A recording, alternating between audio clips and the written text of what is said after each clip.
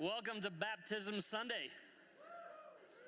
It's considerably more exciting than that. Should we try that again, just so we kind of are a bit more excited about it? Welcome to Baptism Sunday. There we go.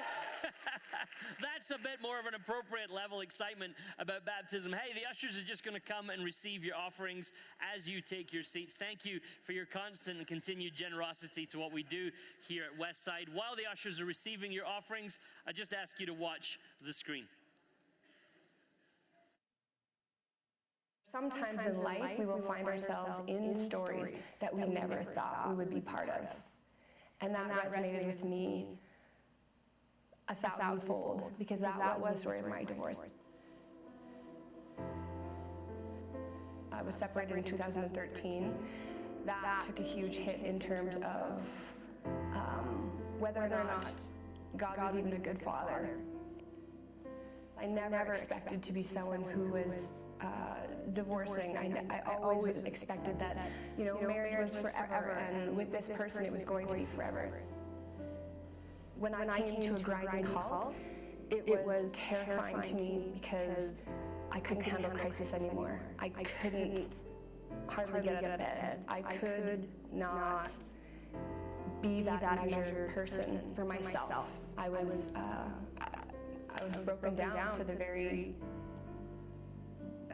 basic part of me. As I look back and reflect on it, God was there every step of the way, and that's my favorite part of the story to tell. My favorite part of the story isn't to talk about the darkness, even though it's very profound, it was very real, but how God met me in it. At the bottom of my barrel, I was helped. So in response to that, it is now my honor and my joy and my pleasure to help other people who just need someone to be with them. Not give them advice, not give them the top 10 tips of how to get over this, but to just sit in their journey, to sit in their experience and remind them that they are loved. A father who pursues, a father who meets you where you're at. It's that sort of life change that propels me to say it is my honor to go wherever, whenever, and for whatever, to follow my King.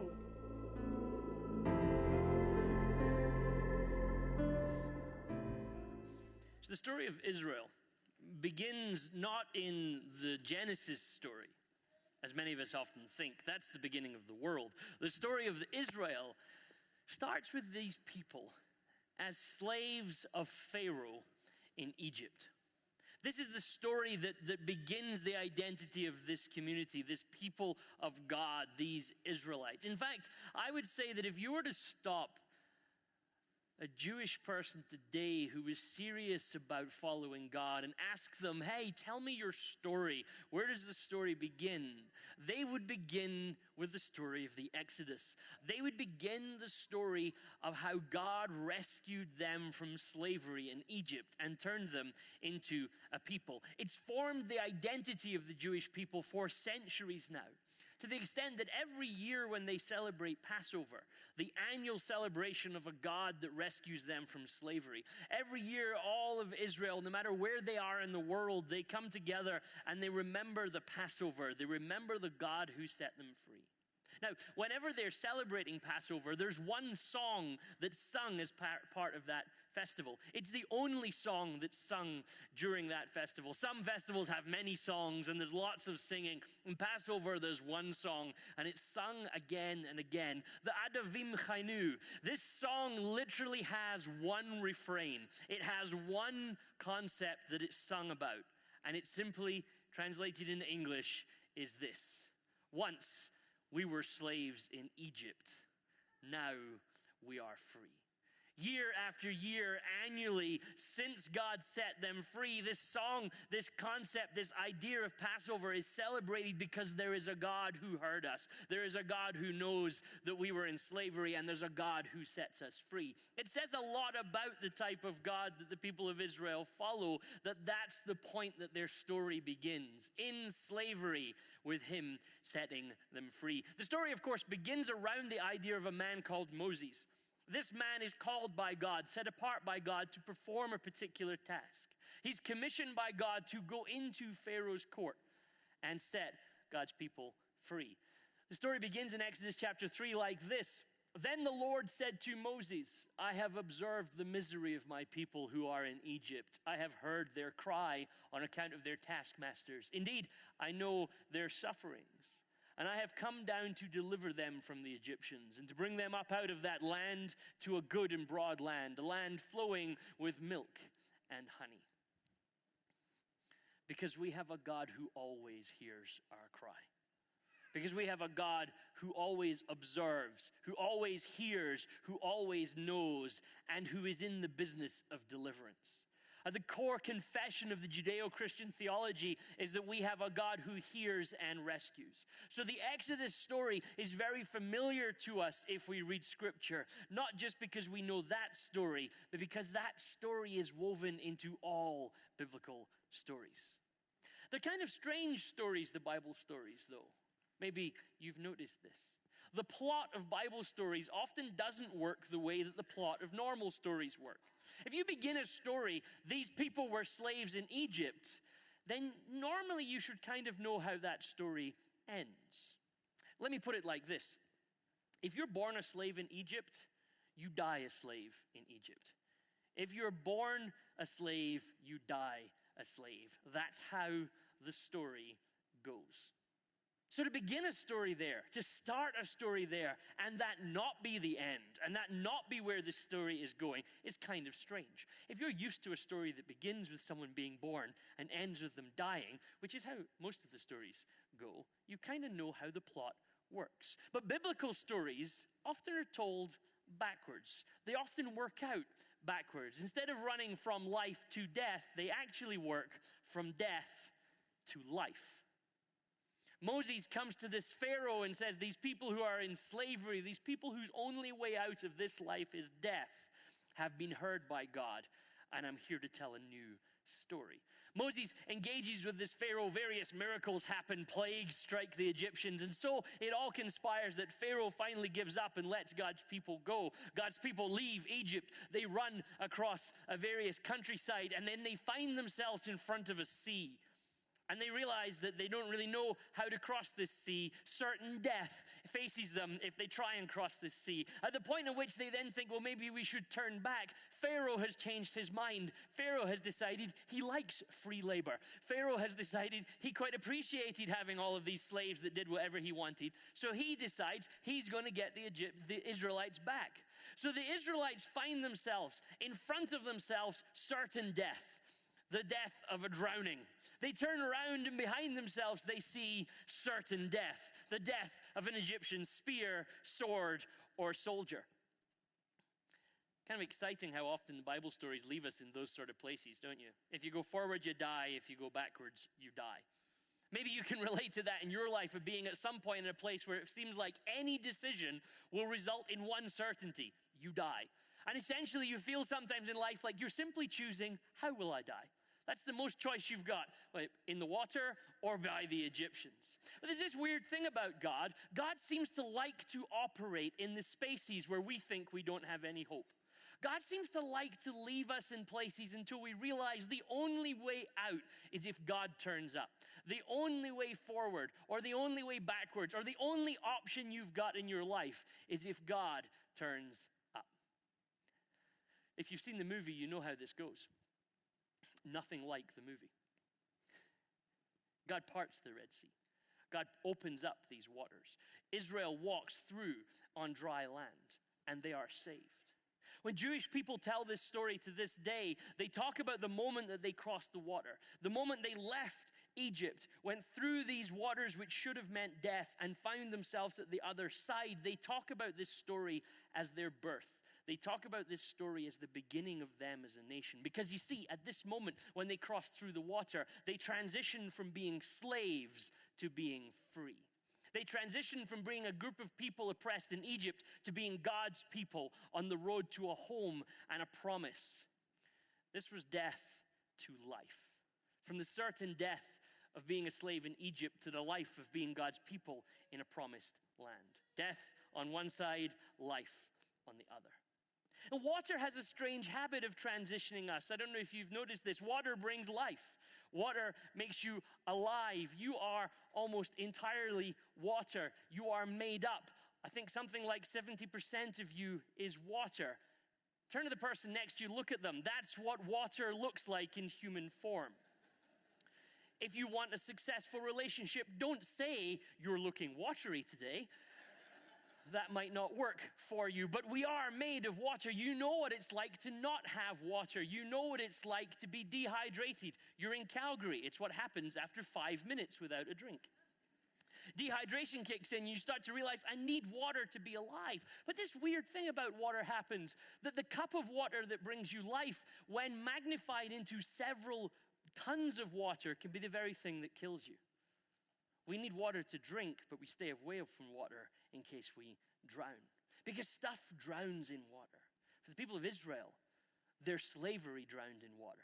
For the people of Israel, their captivity, their death drowned in water. As God took them through the Red Sea, the Israelites tell the story to say this was God taking us from a place of death into a place of life. This was God drowning it out of us. So thousands of years later, when Paul, the Christian apostle, writes to a church in Corinth, and he's telling the story of the Exodus to these people, he describes it like this. He says they all passed through the sea, and they were all baptized into Moses. He describes the Exodus story as a baptism of sorts. A baptism because on one side they were in a place of death, they went through the waters, and on the other side they found themselves in life. God was killing off their old identity. Because the thing is this about being a slave, you can be set free, you can be brought to the edge of the waters, you can have God rescue you. But it's very easy to cross through those waters and still think like a slave on the other side. And one of the things the Israelites realized, that it may not have taken God long to get them out of Egypt, but if they kept thinking like slaves in this new and promised land, they would never fully be free. And this is the way God seems to work. God seems to bring us to places where we have to choose. We often stand in front of the sea, wherever the sea is in your life, in front of the tough decision, and God asks us if we can trust him. God asks us if we're brave enough to believe that he can get us through this. But at the moment when you're this side of the sea looking across it, you're still a slave, you're still in captivity, death is still defining you. And you wonder, like, how did I get here? Lark said it in her video right at the start. In life, we find ourselves in a story we never thought we would be part of. Maybe you had ideas as to how your story was going to go. You had ideas of what your story was going to look like. And then you find yourself in front of certain death, certain giving upness, certain, I don't know how I'm going to get through this, certain there's definitely no hope here. And you stand there and think, how on earth am I here? This seems to be God's way. He takes us to those places and asks us to trust him. If we trust him, he can put us back together again. If we trust him, he can take us through these waters of trial and tribulation and drown that which is trying to kill us. Because in the same way that God did with the Israelites, he can take us from death to life if we trust him to take us through the waters. I tell you to go and see Lark after the service today and say thank you for telling her story so honestly. But Lark's story is true. God has put her back together again. God has taken her through the water. And she's not actually with us today because she's just coming to the end of a month in Mosul, Iraq, where she's been serving people as a nurse that are way less fortunate than she has been in her life. So Lark's story isn't just a story about a person that God helped through some tough stuff, but actually about someone whose life has been changed as a result of what God's done in her. And she now finds herself in a place that many of us, if we're really honest, would rather not go ever. And she's working out serving God. She said it was her privilege. You see, because God can take us to the edge, God can take us through the waters, and he can bring us out different on the other side. He can bring us to the other side and say the story doesn't go the way you thought it would go. We've got people that are in shorts here this morning, not because it's warm, but because it's baptism Sunday. And they're telling out a story in their own life about a God who's found them, a God who's taken them through from death to life. And baptism is the journey of every Christian that wants to work that out. Baptism is where Christians come together and say, this is the story that we're telling. It's a story from death to life. It's a story that God has found us and taken us from slavery to freedom. When St. Paul wrote to the Romans in chapter 6 of his letter, he said it like this: don't you know that all of us who were baptized into Christ Jesus were baptized into his death? We were therefore buried with him through baptism into death, in order that just as Christ was raised from the dead through the glory of the Father, we too may live a new life. Paul talks about the Christian journey as a baptism journey. We started in death and we've been brought to life. The story of Jesus, we tell, often begins with Jesus dying, but also coming to his resurrection, because it's the way the Bible stories are told. Things which appear dead can be brought back to life. Things which appear hopeless can be filled with hope if we'll just trust God to take us through the water in the middle. Paul continues in verse 5, for if we had been united with him in a death like his, we will certainly also be united with him in a resurrection like his. For we know that our old self was crucified with him, so that the body ruled by sin might be done away with.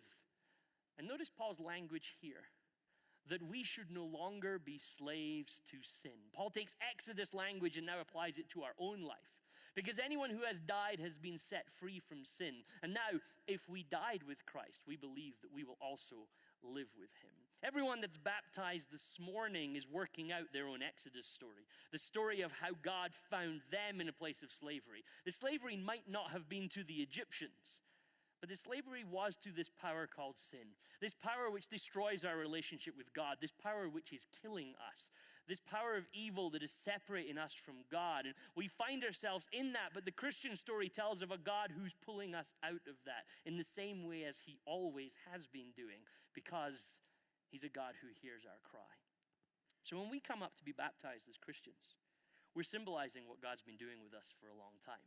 We're symbolizing what God's been doing in the world for a long time. A story that begins with death, drowns an old way of being, and comes into new life. So when you see your friends or family or community members be baptized this morning, what we're seeing is stuff being drowned. Stuff of an old way of life being symbolically left behind. Stuff that used to kill them being left behind and then being brought into new life. The idea is that they leave that old stuff behind and step into something new. They drown it. If it goes well, they don't physically drown, just in case you're worried about that. We've not actually yet lost anyone in the tank. But symbolically, with all of the depth of what God has done for real in our lives, we do it here publicly because we believe God changes us. So baptism isn't just a religious moment. It's not just a ceremony that we go through because we're at a particular point in our life. It's not just an excuse to party, even though Christians are all about the party. It says it in the Bible.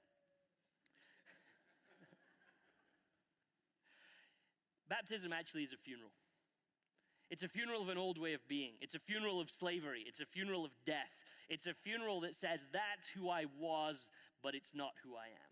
Baptism is a funeral, but it's also a resurrection. As we watch these people go into a tank and come out of a tank, what we're actually seeing is them die to an old way of being and come alive to a new way of being. Everyone getting baptized today has made a decision to abandon that side of the water and come to new life on this side of the water. That decision is a little undignified. We know that. Standing in front of hundreds of people and getting soaking wet is not the most dignified thing that you could come up to do. But it symbolizes our trust in God. It symbolizes that we are sometimes out of control, that we don't have all the answers, that we simply face death on both sides, but we trust a God who can carry us through the waters into new life. The writer Anne Lamott puts it like this: most of what we do in worldly life is geared toward our staying dry, looking good, not going under. But in baptism, in lakes and rain and tanks and hot tubs. You agree to do something that's a little sloppy because at the same time it's also holy and absurd. It's about surrender, giving in to all these things we can't control. It's a willingness to let go of balance and decorum and get drenched. You're going to watch some people get drenched today. It may seem undignified. You might find yourself wondering, what kind of club tries to drown its new members? Surely a secret handshake would be easier.